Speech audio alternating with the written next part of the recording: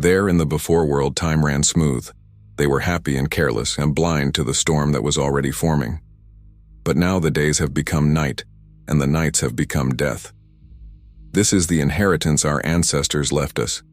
Selfish in their comfort, deaf to the warnings, and we are the ones who pay their heavy price. The ruins, the struggle, the iron spikes. Each carries an encoded truth in the scars of the past, a hidden message that only the prepared ones can hear. The furnace of silence stood still. The day of judgment was coming. The Iron King and the Butcher of the Bones were not interested in petty raids anymore. They prepared their next assault, and first, they would build a war machine. Vlad, hardened by battle and the grim sacrifices made in the deep tunnels, knew what awaited us. He understood that the next attack would not come swiftly, it would be brutal, and it would take time to prepare, so he chose to use that time. His voice carried the weight of command. We need 10 strong men. Marius, Marcos, Nikolai, you will be the eyes. Gather the rest and descend into the Iron City. There, in the furnace of silence, you will find what we need: scorched iron, salvage, and perhaps even a derelict vessel to transform into our own war machine. I did not know the furnace of silence, but I trusted Vlad's instinct. And there was Marius too. He and Vlad were living maps of this land. Without their knowledge, we would be lost. That was when I spoke to Marius. We need to go to the Earth's throat, the mines. Our 16 men are there. If the others wish to join, let them. We need them, especially after the losses we took and with the wounded sucking our stores dry. I turned to Vlad. Remember when I told you about the man and woman we held at gunpoint? They said our 16 had joined them. Perhaps we can call them back. If the miners want to stand with us, we gain strength. Vlad's eyes narrowed, deep in thought. Marius began to protest, likely calculating the rations cost of 16 new mouths, but Vlad silenced him with a raised hand. Wait, Marius, the boy may be right.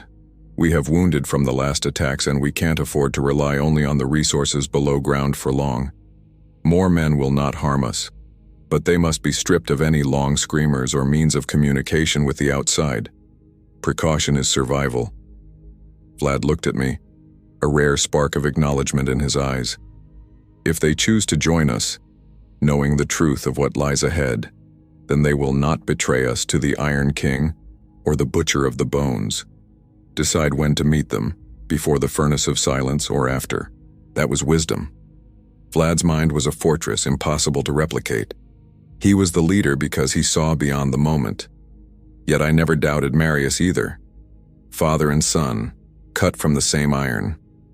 One day Marius would be just as unyielding. Among us, none thought as they did. The descent decision was made. We gathered 10 men in total, including me, Marius, and Marcos. We got to the Iron Serpent, and that was when Marius ordered, "You show me where the Earth's throat is." We hit it after the haul. I'm not running the risk of losing our main mission for a side trip, Nikolai. You get me? Marcos backed him up instantly.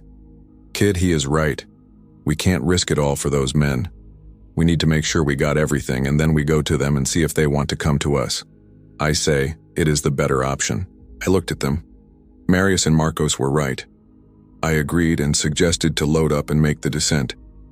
This time, Marcos was the driver, Marius was the map, and I was just happy to know that we all worked the same way, as one. The way to the Iron City was long, and danger was lurking everywhere. We needed to work together if we wanted to get what we needed and stay alive. The 7 men in the back were ready for anything. As the iron shards appeared in the distance, the ruins of what Marius called buildings, a silence fell. Marcos slowed the Iron Serpent, the engine's diesel shuddering against the sudden quiet. The air, thick with old dust and burnt oil, felt heavy. Marcos broke the silence. I think I saw something there. There, next to that iron spike. He brought the Serpent to a halt, the engine still running. I think we have to check to make sure there is no long screamers. Marius wrenched the door open. Kid, you stay here. Marcos, let's go. Get the AKs. He fixed me with a stare. Kid, you watch us. Don't even blink. If you see I raise a hand, you roll the truck close, and if there's danger, we will come fast. Stay at the wheel. Don't take your eyes from us, you got it?" It was intense, but I replied, "Yes, Marius, I got it." I turned to the men in the back, they all nodded. I could feel the air heavy with tension. I was scared because of the unknown, but Marcos looked at me and raised his fist in a signal to be strong and not to fear while he's around. He was a mountain of a man, seemingly untouched by the scars of this world, and I knew no one would want him as an enemy. He could crush a man with his bare hands. They got out where Marcos pointed, near the iron shard. They snuck around, making no sound. A few moments later, they came back with 2 people, 2 scavengers. One of them was the man I recognized from the scout mission that Marcos and I had spared. The second was a stranger. Marcos and Marius had questions, and I knew it instantly when Marcos grabbed the newcomer with a sudden, brutish fury. I wanted to intervene, to shout or plead for calm, but I couldn't abandon my post at the wheel. I could only pray the man yielded his secrets quickly to Marcos. He was merciless. In the next moment, the struggle was over, and all 4 figures piled into the cabin. I didn't know what the deal was, but if they were riding with us, I felt safer.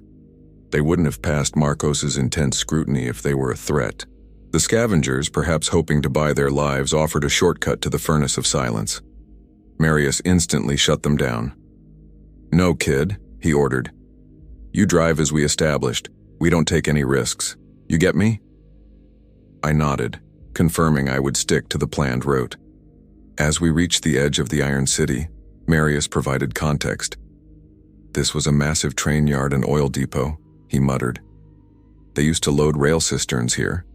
There are underground storage facilities everywhere, so keep your eyes wide open, everyone. Silence is mandatory.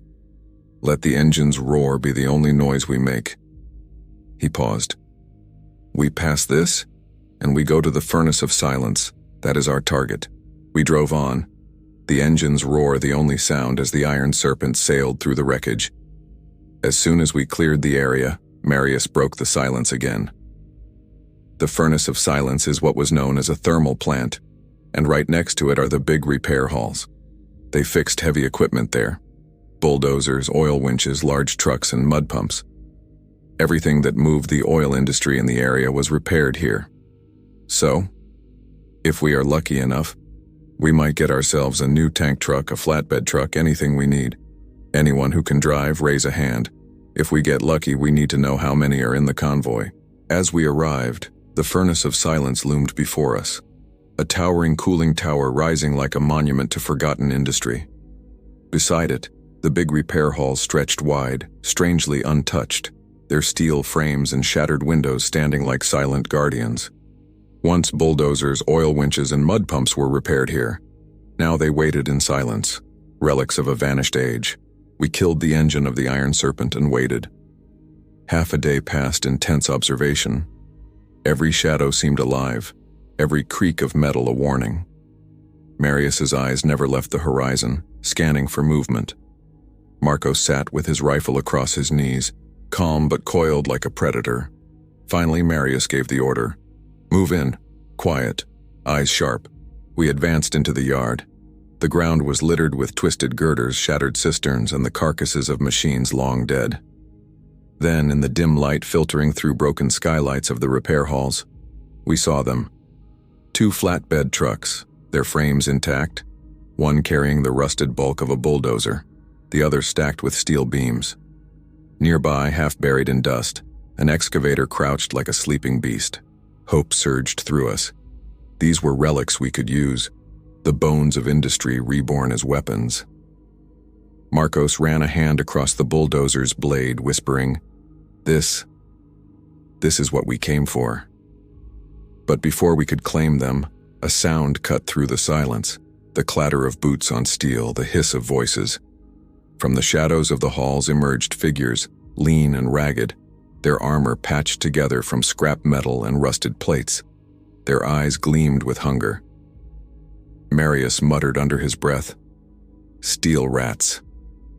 They came in a swarm, a dozen at least, armed with jagged blades, pipes, and scavenged rifles. Their leader, a gaunt man with a mask fashioned from a welding visor, stepped forward. His voice rasped like metal grinding. "This is our yard, our machines. You trespass, you die." The air thickened. Vlad's wisdom echoed in my mind. Precaution is survival. But here, survival meant steel against steel. Marcos raised his rifle, but Marius held up a hand. "Wait. Let's see if they talk." I could feel my heart hammering as the scavengers closed in, circling us like rats around a carcass. The leader spat on the ground.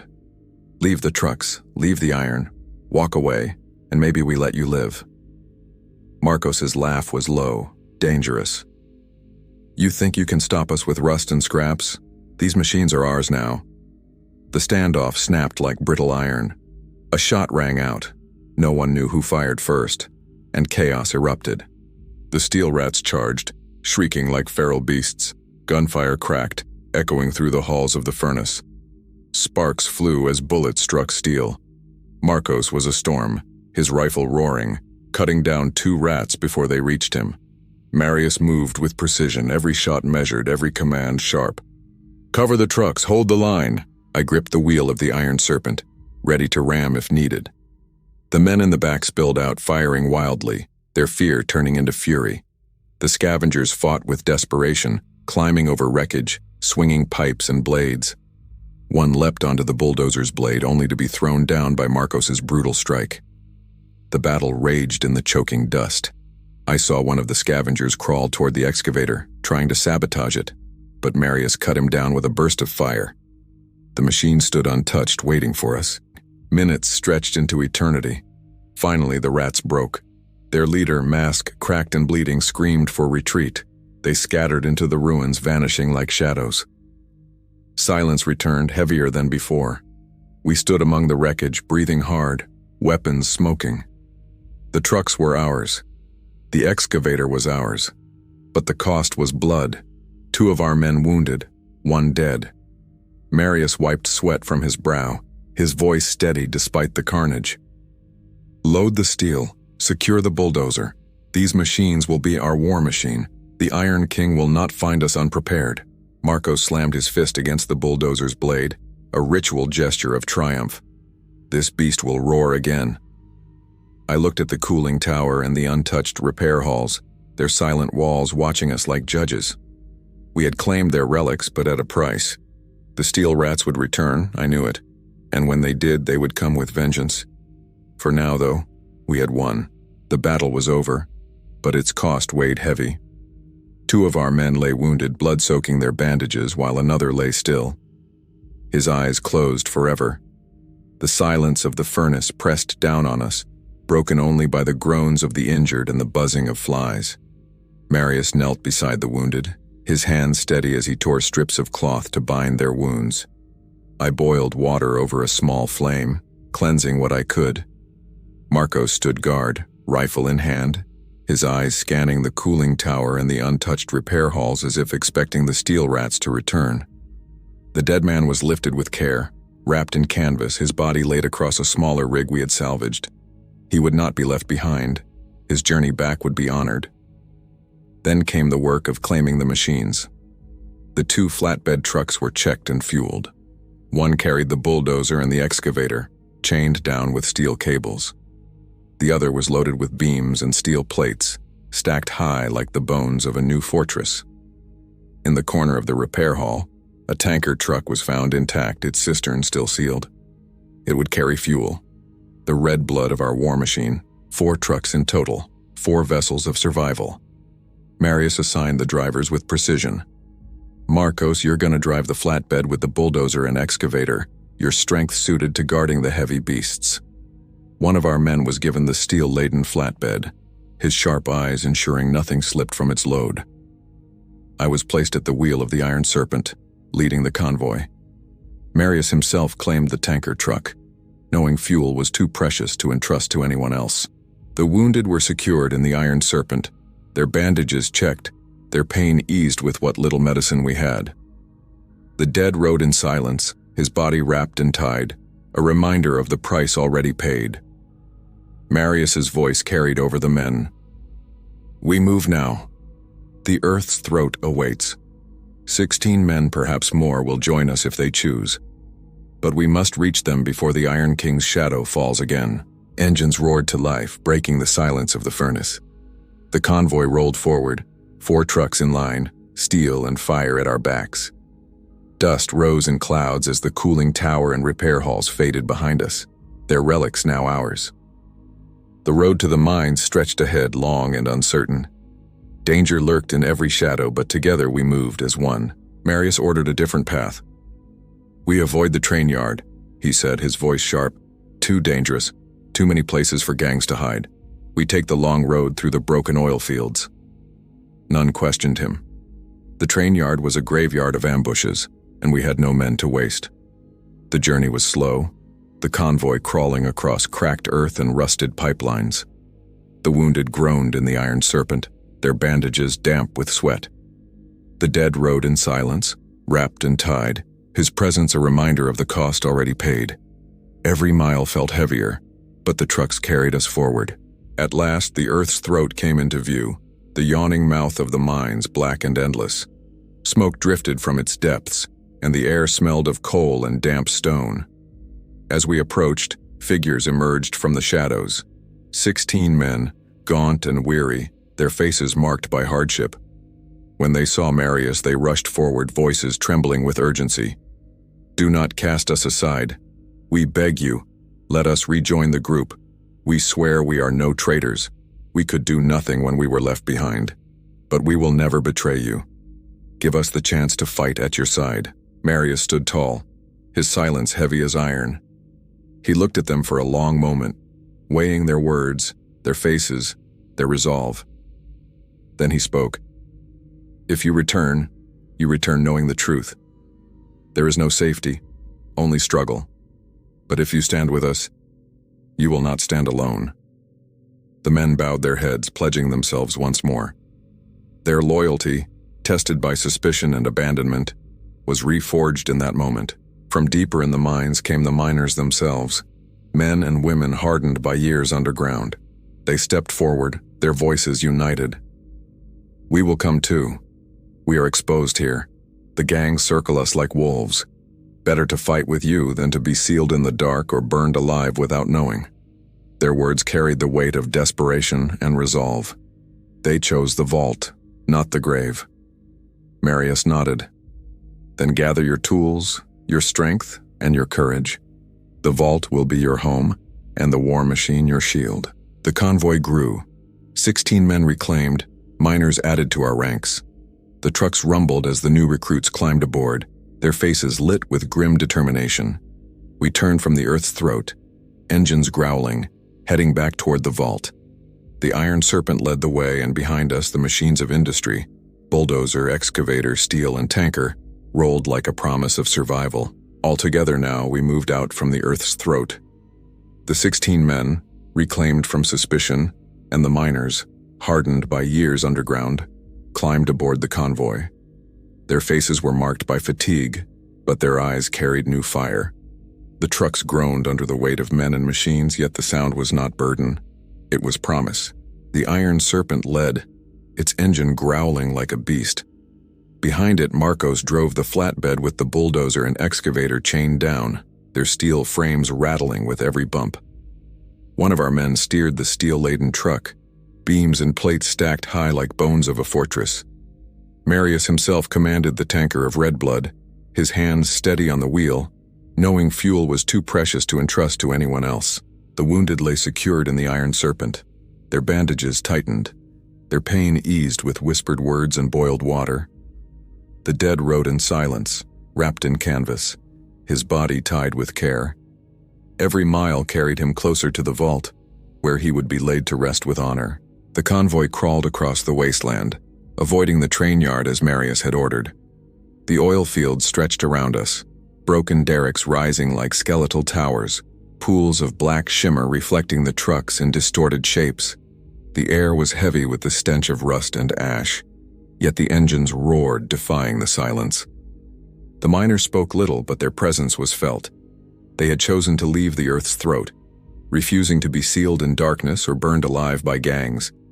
Their decision was not just survival, it was defiance. They carried tools, picks, and lamps, symbols of their old life, now to be reforged into weapons of resistance. Marius's voice carried over the convoy, sharp and commanding. "Stay tight, eyes open. We move as one.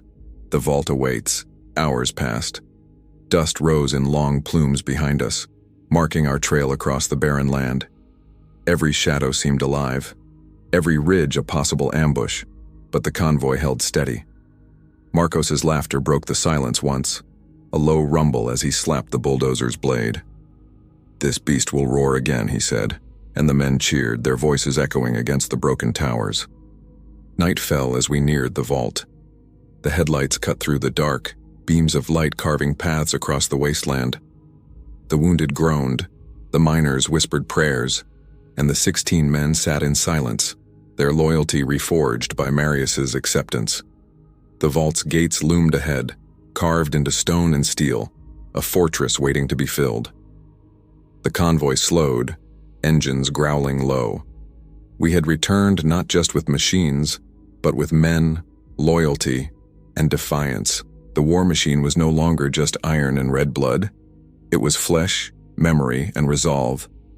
Together, we carried it into the vault, where the wounded would be healed, the dead laid to rest, and the new recruits forged into warriors. The next chapter of resistance was beginning, and the Iron King would soon learn that the Earth's throat had not birthed silence. It had birthed an army. We had been welcomed by the community and Vlad. His presence was steady, his eyes sharp as if he had been waiting for us all along.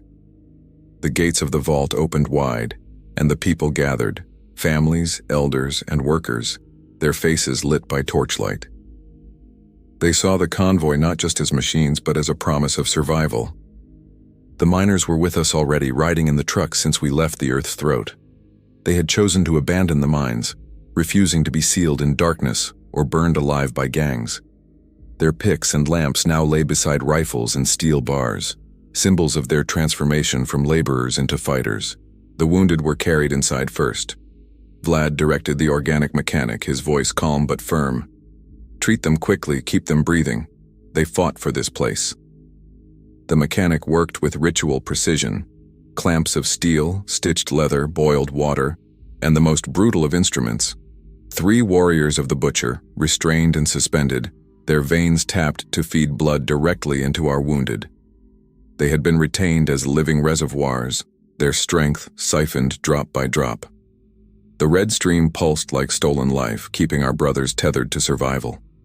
Groans filled the chamber, but there was hope in the sound. They were alive, and they would endure. The dead was brought next.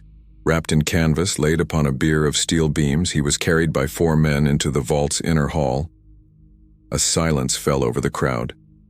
Marius spoke only once. "He will not be forgotten." The body was lowered into the ground, covered with earth and iron fragments, a ritual burial that bound him to the vault forever. The machines were unloaded with care. The bulldozer and excavator were rolled into the repair halls, their frames towering like beasts waiting to be awakened. Steel beams and plates were stacked in ordered piles, ready to become walls and weapons. The tanker was secured in the lower chamber, its red blood guarded as if it were treasure. I returned to my previous post as a recorder. I spread my maps across a steel table, marking every ridge and passage we had crossed. I spoke quietly. "We need clear routes for reconnaissance, safe paths for scouting missions. If we are to strike, we must know the land better than the gangs." My hand moved quickly, sketching the wasteland into memory, turning our journey into a living record. The 16 men stood before Marius once more. He looked at them, his silence heavy, then nodded. "You are with us now. Prove it in the days ahead." Their faces hardened, their loyalty reforged. We had been welcomed, healed, and strengthened. The vault had become more than a refuge, and it was a forge, and from it, we would rise against the Iron King. Later, when the vault had quieted and the wounded were tethered to life by the organic mechanic's work, I came to Marius. My voice was low, almost hesitant. "Tell me more about the before world. I need to understand what we are fighting for, what was lost." Marius sat in silence for a long moment, his eyes fixed on the maps I had spread across the steel table. Then he spoke, his words heavy with memory. The before world was not free of turmoil. Nations argued over borders while their people starved. Leaders spoke of unity but built walls instead. There were wars fought not with blades, but with sanctions, propaganda, and lies. The powerful hoarded wealth, while the weak were told to endure austerity. Even in the cities of light, corruption spread like rust. I remember protests in the streets, voices rising against injustice, drowned by riot shields and tear gas. I remember governments collapsing under the weight of their own deceit. And I remember the silence of those who looked away, believing the storm would pass without touching them. And deeper still, I remember how the USA leaders became warmongers. The USA, leading the so-called defense organization NATO, which claimed to be a defender of peace, began to fall apart. It was a union no more. The USA tried to reach a deal with Russia to end the war, but that was where the cracks in the alliance began to show. The USA rejected every proposal for peace. They kept funding a war that was not theirs, driven by the desire to see Russia balkanized, broken into pieces. They wanted to do to Russia what they had done to the rest of the USA members, privatize everything, buy up assets, and control the state and its economy. That was the before world. It was not paradise. It was a furnace of greed and betrayal, and its collapse was inevitable. What we build now must not repeat those mistakes.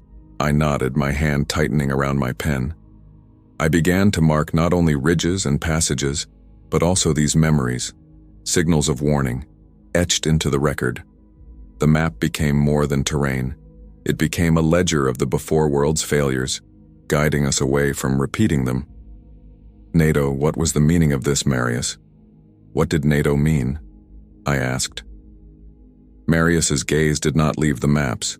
His voice was steady but heavy with memory. NATO, Nikolai, meant the North Atlantic Treaty Organization. It was a union of countries created after the first 10 Years' War, meant to maintain peace in continental Europe. It was born on April 4, 1949, with 12 founding members: Belgium, Canada, Denmark, France, Iceland, Italy, Luxembourg, the Netherlands, Norway, Portugal, the United Kingdom, and the United States. Together, they formed a collective defense pact against what was then the Soviet Union. They fought together, but even then their eyes were fixed on dismantling Russia, because they feared it as a power to be reckoned with. They won that war together with the Soviet Union, where the Soviets carried the heaviest burden, but at a terrible cost. Nearly 25 million lives lost. Even we, Romanians, were drawn into that struggle. At first, from 1941 to 1944, we fought against Russia, aligned with Germany. But when the tide turned and King Michael rose in August 1944, Romania broke from that path and joined the Allies. From then until the war's end, we fought against Germany itself. That shift marked us, a nation caught between powers, forced to change sides to survive. Their deepest fear was that the Soviet Union, under Joseph Stalin, would use its massive military presence in Eastern Europe to force communist governments upon the West, threatening democracy and sovereignty. Specific events heightened these anxieties, and the fear became doctrine. But from the year 2022, when the Second 10 Years' War began, the USA became exactly what they once feared about Russia. They turned into a dictatorship, cutting away freedoms of expression. People were arrested for words, for posts upon what was then called the Internet. The same leaders who claimed to defend liberty became the architects of silence. We did have a king back then? I asked. Yes, Nikolai. Romania did have kings and queens. Like the Iron King? No, Nikolai. King Michael wasn't like the Iron King. He was young and loved his people, us Romanians. That's why he feared for us not to get subjugated. He wanted us as a nation to remain free and independent. What were the 12 countries? Is that how many countries were in what was to become the USA? I pressed. No, Nikolai. Those were the countries that participated in the first 10 Years' War plus the Soviets. They were all allied, but then the fear of the Soviets, who later became Russia, grew because they were powerful with a big military. They started to call them communists, but for once they didn't listen to what they had to say until the USE themselves became what they were fearing about what Russia would become. They even asked to join their NATO alliance, once in 1954 when it was called the Soviet Union, and once more in 1991 when then Russian President Boris Yeltsin asked them again, and one more time again in the year of 2000, informally asked the Union to let Russia join them by Vladimir Putin, who was the president at the time. But they refused to let them join, or simply ignored them, because they had been stuck in fear of them. It is a long story, Nikolai, and that fear lasted until the time when Russia itself feared for its existence as NATO kept expanding to the Russian borders. That was the first sign of what was to come, but NATO ignored their complaints, and they kept expanding as more countries started to join the alliance, like we did. Romania joined NATO in 2004, and we were close to them, and they were not happy when they installed what they called a shield. That was a rocket system. These types of actions that NATO took, that is what upset Russia, and the second 10 years war started in 2022. Tell me more, Marius, and this is important for us. We need to know what the before world did, what led to the wastelands, where the big wet, the oceans and seas, has gone, and why. There are so many things we must learn. Tell me more so I can record these events and pass them to the wasteland generations, so they know what not to do, so they can form alliances and rebuild when the big wet returns. Nikolai, I would tell you more. Record everything, don't let memory go to waste, because those who come after us must learn to do better than we did. But now we have other things to do. Let's leave it for another time. We must fix the monster we dragged from the furnace of silence. Prepare it for what's to come. This is life and death. We all must choose, fight or perish. And you are too young to perish. So let's get to work, and don't forget the Iron Heart. Maybe we can find the spare parts we need to fix it, connect the motor of the oil pump to the big generator so we have lights and black blood flowing to the tankers. Rest for now, kid. Long days and nights lie ahead. We must prepare hard, ready for all that comes. Do you understand? Go rest, and I will tell you more once we are prepared. I saw it on his face. Tired, yes, but something else. His words carried a shadow that unsettled him. Still, I agreed. We had much to prepare if we were to survive the attack the Iron King and the Butcher were planning. And something about Russia lingered in my mind. Powerful, but feared for its existence, so I pressed him further. Marius, what of the big wet? The world waters. Where did they go, and why? His face darkened, and for a moment he seemed older than the maps themselves. The world waters were squandered, Nikolai. They did not vanish by chance. They were drained by greed.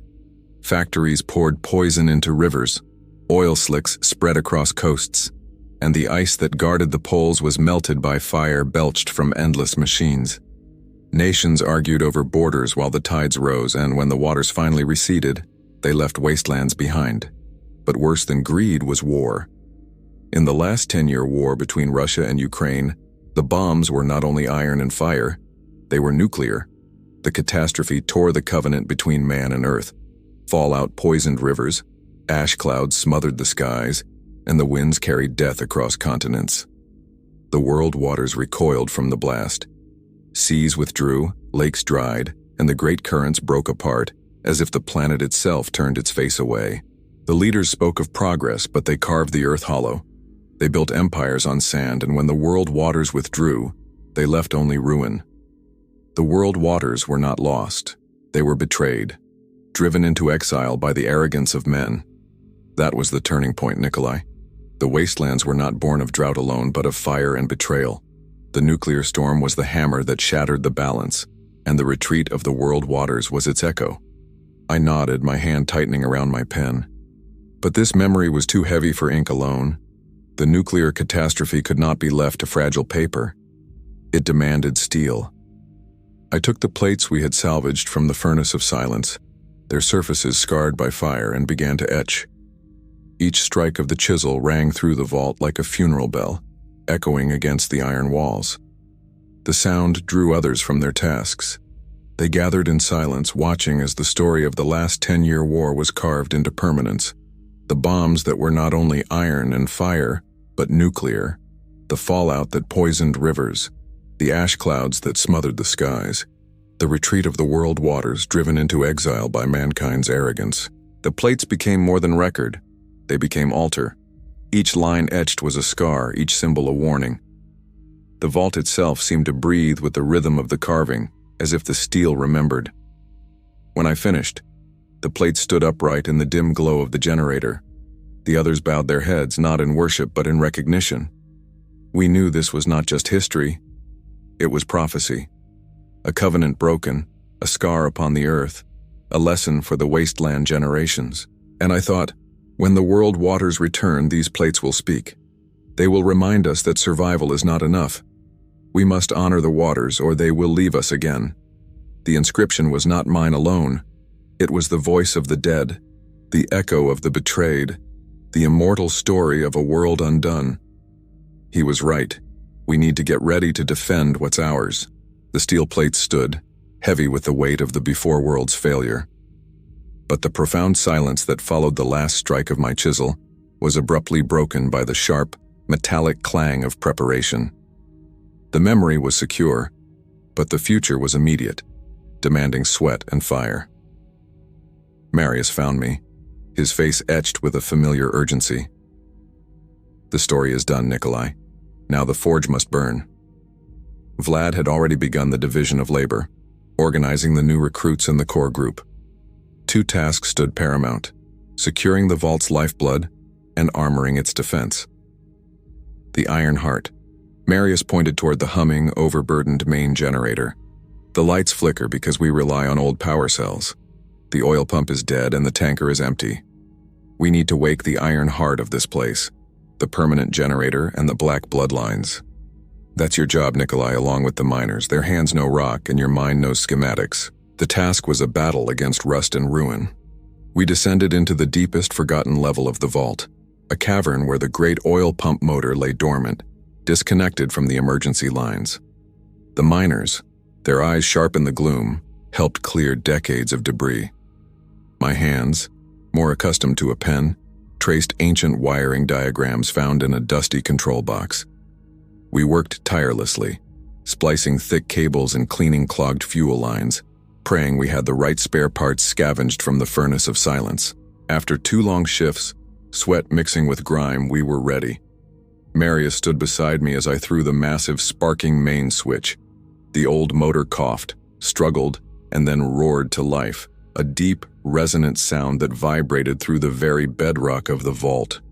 The lights flared bright, no longer flickering. More critically, a few hours later, the pump started to draw crude oil from the subterranean well. The black blood flowed, thick and vital, through newly connected pipes and straight into the salvaged tanker truck. We had stability. We had power. We had fuel. The vault had regained its pulse. The war machine. While we fixed the heart, Marcos and the strongest men were forging the shield. They had rolled the salvaged bulldozer into the main repair hall, the beast of iron. The steel plates and beams we had brought back were now being cut, measured, and brutally welded onto the machine's frame. Marcos worked like a blacksmith god, naked to the waist, sweat pouring off him as he wielded the arc welder. Sparks rained down, illuminating his massive frame and the evolving hulk of the machine. The bulldozer's cabin was encased in layers of overlapping steel. The blade was reinforced with jagged edges, and mounts for heavy scavenged guns were being hammered into place. "This is not a repair, Nikolai." Marcos grunted, pausing to wipe his face, his eyes red from the welding flash. "This is a baptism by fire. This beast will not just plow dirt, it will plow a path for us through the wasteland." By the end of the 3rd day, the vault was transformed. We had light, fuel, and a growing war machine. The wounded were recovering, sustained by forced transfusions, and the miners had settled into their new roles as engineers and laborers. The iron heart beat again, pumping black blood through the veins of the vault. The beast of iron stood ready, baptized by fire, its steel hide gleaming with sparks. The lull before the storm was over. We were no longer just survivors. We were keepers of memory, wielders of machines, and heirs to the wasteland. The next phase awaited, reconnaissance, and the long, inevitable wait for war. Baptism of acid and iron, the reprieve was purchased in blood and iron, yet it felt fragile. The Vault's victory in the skirmish at the Vault in the mountains had been decisive, delivering the big blow that forced the Iron King's forces and the Butcher of Bone to withdraw. But the cost was high, and the silence now felt less like peace and more like a held breath. In the command chamber, Marius pointed to a scarred sector on the map, the Acid Lands. His face was grim. The Butcher of Bone took a punch at the mountains that should have broken him. Marius began, his voice low. It bought us a month, maybe less, but the delay is our only advantage. The king is consolidating his damaged armies, and we have new, disturbing intelligence. He paused, looking directly at Nikolai and Marcos. The tunnel rats, choking on grit, just stumbled through the outer hatch after a deep probe run on the eastern acid fringes. They didn't hit the king's iron legions, but they hauled back something uglier than radioactive slag. Hard whispers of the acid rollers. Nikolai's hand tightened on the hilt of his scavenged pipe wrench. The acid rollers. Even their name was a folk tale of terror. Hulk, fast-moving war machines built to traverse the corrosive wastes. The tunnel rats claimed the acid rollers heard about their names, and they think the rollers are now allied with the king and the Butcher of Bone, Marius confirmed, his tone leaving no room for doubt. If that alliance is true, the king is not just repairing, he's acquiring devastating new assets. His next attack will be faster, and it will come from the Acid Lands border. Vlad, the chief of operations, stepped forward. This mission is no longer about scouting troop movements. It is about locating this rumored concentration point and confirming the roller threat. Marcos, your beast of iron is ready. We need eyes inside the toxic zone before the king's new allies can mobilize. The beast prepares. Marcos stood beside the beast of iron, checking the coolant lines of the heavy rifle. The beast was a monstrosity of welded scrap and grit, designed by Marcos to laugh at corrosive atmosphere and bad luck. The knowledge of the acid rollers, machines built specifically for the terrain they were about to enter, added a sharp edge of fear. The acid lands are bad enough without those roller beasts hunting us, Marcos said, adjusting his mask. They are fast. They don't track well on our heat sensors. Nikolai, securing the sensor array and survival gear, focused on the mission's purpose. This connects everything, Marcos. The victory at the mountains gave us this moment. If we fail here, the king's new alliance rolls over us. We need intelligence to make sure the Iron King's next move is his final one. The massive, rusted gate of the vault began its shuddering withdrawal. A blast of ozone and sulfurous chill hit them. Marcos climbed into the armored cab, Nikolai right behind him. The engine of the beast roared, a furious, protective sound. They had seen the vault rise from the depths after the first attack, and they would not let it fall now. The tracks churned on the exposed rock, and the beast of iron plunged into the toxic yellow twilight of the surface world. Ahead lay the Acid Lands, where rumor became terror, and terror became truth. The vault's breath still clung to us, acrid and metallic, as if the earth itself remembered the war. We rode not just to scout, but to carve omens into memory. Whatever we found, acid rollers, banners of the king, echoes of betrayal, would be etched into the wasteland's echoes, so that no generation could forget. The Beast of Iron, Marcos's chosen name, was no mere bulldozer. Marius had said it was born from a tank's bones. Low-slung, armored running gears, fast as wasteland dust. Its deck was widened, its cabin transformed into a single iron chamber, bristling with defense ports. Spikes jutted from its hide like thorns, and within it 15 warriors could stand shoulder to shoulder, armed to the teeth with AKs, Molotovs, and the fury of survival. Inside, the air was thick with oil and scorched steel. The roar of its engine was not just sound, it was thunder, a storm caged in iron. The floor trembled beneath my boots, each vibration a heartbeat, as if the machine itself lived. Marcos had named it, but I felt the name was carved into its bones long before. Beast of Iron, prophecy in motion. Beneath its belly lay a hidden cistern, swollen with red blood, potent fuel for the incinerators mounted along its flanks. When unleashed, they would vomit fire across the wastes, burning through flesh, steel, and memory alike. Catapults were rigged to hurl death from its sides, while at the prow waited the gatebreaker, the bulldozer blade reforged into a wall-shattering ram.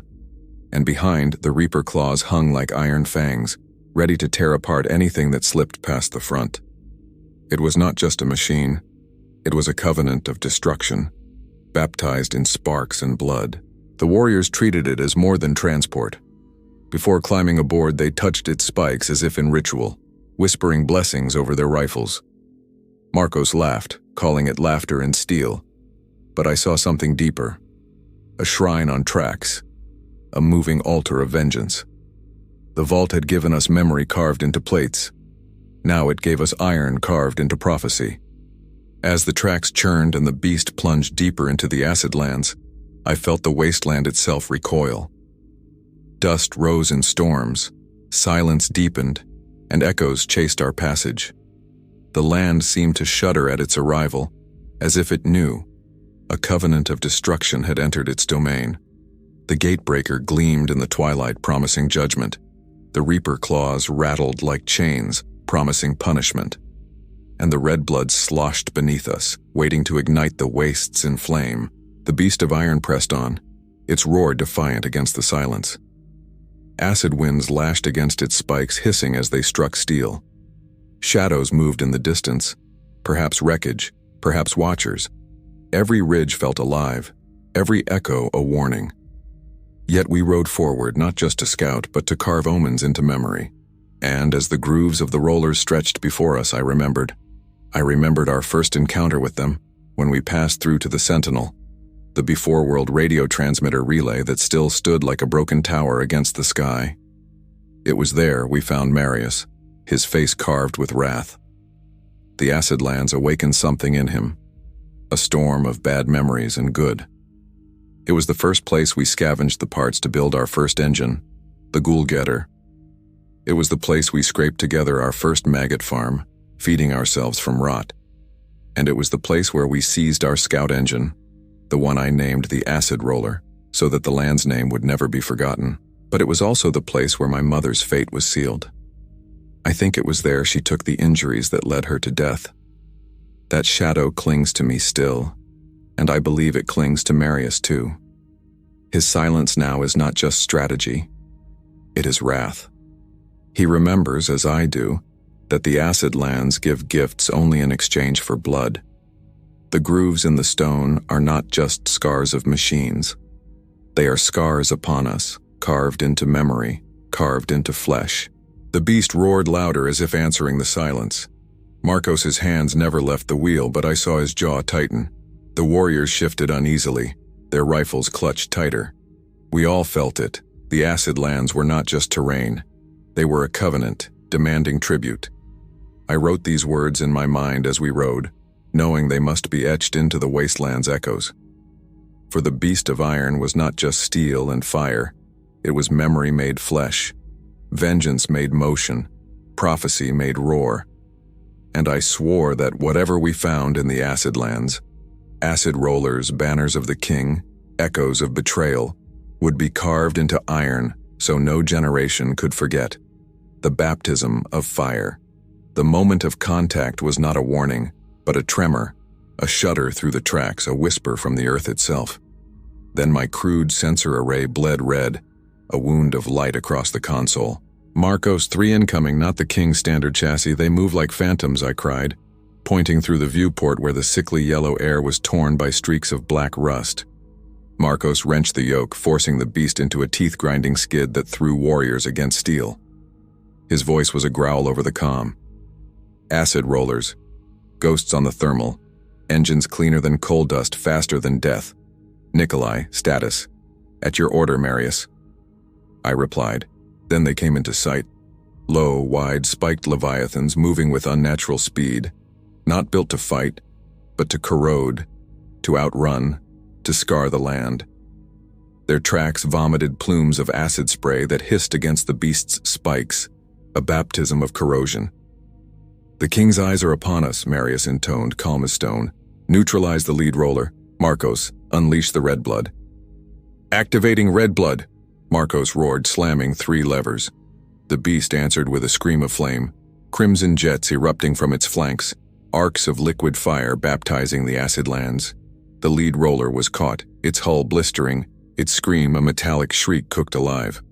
"Direct hit," I shouted, watching its armor glow orange, then sputter into dark exhaust. But the rollers were relentless. One surged for our rear, another swept wide, spitting gunfire into our ports. The beast's chamber rang with pangs and clangs, steel hammered by fury. A tunnel rat shrieked, firing blind through a slit. "They're too close!" "Rifle fire is useless," Marius thundered. "Nikolai, the Reaper claws, spin them, clear the flank." I slammed the switch. The claws dropped, gouging the earth, steel talons snapping at the roller. It dodged, but its swerve exposed its side. "Marcos, hard right. Gatebreaker into the runner." "We risk tipping," Marcos barked, hands white on the yoke. "Do it! That one killed my wife." Marius's voice broke, wrath unmasked, memory weaponized. Now I knew who caused my mom's death, as Marius called it out. The words struck me like iron. I was full of anger when I heard it. The truth revealed in fire and fury. The acid lands had taken her, and now the roller carried that shadow. My rage fused with Marius's. 2 wounds made one covenant of vengeance. Marcos obeyed. The beast surged, the gatebreaker slammed, and the roller was scooped, ripped from its tracks, flung screaming into an acid ridge. Silence claimed it. But the 3rd roller struck, hurling charges that melted armor. One hit our track guard. The beast bucked, sparks showering, the floor tilting. "We're hit," Marcos gasped. "Pressure dropping." "The chain," I said, clarity burning through adrenaline. "Wrap it with detonators, not the armor. The groove." The tunnel rat lashed charges to the rusted chain, hands flying. Marius commanded, "Brake hard. Reverse. Bait him in." The beast slid sideways, dust rising like a shroud. The roller charged, blind in the storm. I tore open the rear port. "Now!" The chain flew, snagging the roller's spinning track. A shriek of grinding steel, then detonation. The track tore free, the machine crippled, spinning, sinking into acid mud. Silence fell heavy as judgment. Marcos exhaled, sweat streaking his goggles. Too close. Faster than the king's usual beasts. Marius's face hardened. They have learned. The butcher adapts. I stared at the wreck sinking into the toxic mire, monuments to brutal necessity. They adapt, and so must we. If not, the king will carve us from this land as we carved those grooves. The beast of iron, wounded yet defiant, resumed its churn. The battle, his wife's memory, my mother's death, and the silence of acid-eaten earth, all had fused into one covenant. We pressed on, toward the concentration point, toward the deeper truths waiting in radioactive twilight. The covenant had been paid, in fire, in steel, in wrath. The butcher's new army, after a tense 2-hour journey through increasingly sulfuric ridges, the beast of iron topped a crest, and the concentration point finally lay before them. It wasn't a camp or a fortress, but an industrial graveyard, the ruins of a massive pre-war refinery, half submerged in a shallow pool of sludge that steamed perpetually. "Marius, look at the sensor readings," I whispered, my voice flat with shock. "They're massive. Way too many thermal signatures for just 3 acid rollers." Through the periscope, the true scale of the king's adaptation became horrifyingly clear. Dozens of hulking, half-finished chassis lay scattered across the refinery grounds. But it wasn't the number that chilled them. It was the modification. The king hadn't just allied with the rollers. He was mass-producing them, merging their speed with his own Iron Legion armor. The new design was taller, heavier, and featured massive, reinforced treads, a devastating hybrid of the king's brute force and the acid roller's agility. These were not the ghosts they had just fought. These were armored giants. Marcos let out a low whistle of dread. "He's building an army of acid rollers. That's enough mobile artillery to roll right over the vault.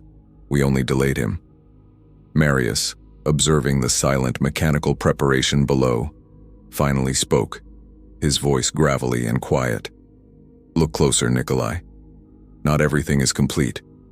They are still scavenging the final components. The production line is functional but slow. They are missing something." I zoomed the scope in, sweeping across the organized chaos. Welders sparked in the sickly light, joining massive plates of salvaged steel. Then I saw it. At the center of the yard, under the collapsed skeleton of a catalytic tower, stood a large, heavily guarded hangar. And leading into that hangar was a slow, steady stream of specialized components, all being offloaded from small, fast scout engines. The butcher of bone is delivering the final drives and targeting computers, I realized, my blood running cold. He's not just adapting, Marius, he's centralizing the most valuable resources here. If we can destroy that cache, we cripple his production for months. A moment passed, charged with the weight of the impossible. They were scouts, not an assault unit. The beast was wounded, and the concentration point was bristling with guards and partially armed roller chassis. "We came for intelligence, and we found the heart of the monster," Marius said, his eyes gleaming with lethal resolve. He turned to him. "Can the beast make it in and out of that yard, Marcos? We need to get eyes on that cache and see if it can be destroyed remotely." Marcos looked at the massive gatebreaker on the front of the beast, then at the hangar's thick steel door. "The gatebreaker was made for one thing, Marius. If you want to make a statement in steel, you let the beast eat that door. We go in, hit the cache, and leave the king nothing but a pile of burning ghosts." The tension inside the cabin was electric. They had scouted. They had seen the overwhelming force. Now they had to choose: retreat with the grim intelligence, or launch a suicidal attack that could save the vault. "Prepare the red blood cistern," Marius commanded, a ghost of a grim smile crossing his face. "We didn't come this far to carve grooves in the rock. We came to carve omens into memory. And tonight, the butcher of bone will remember the beast of iron." Thus began the baptism of acid and iron. The fall of USE cast its shadow in the years 40 AF. The covenant was sealed. The wasteland's echoes carried it forward.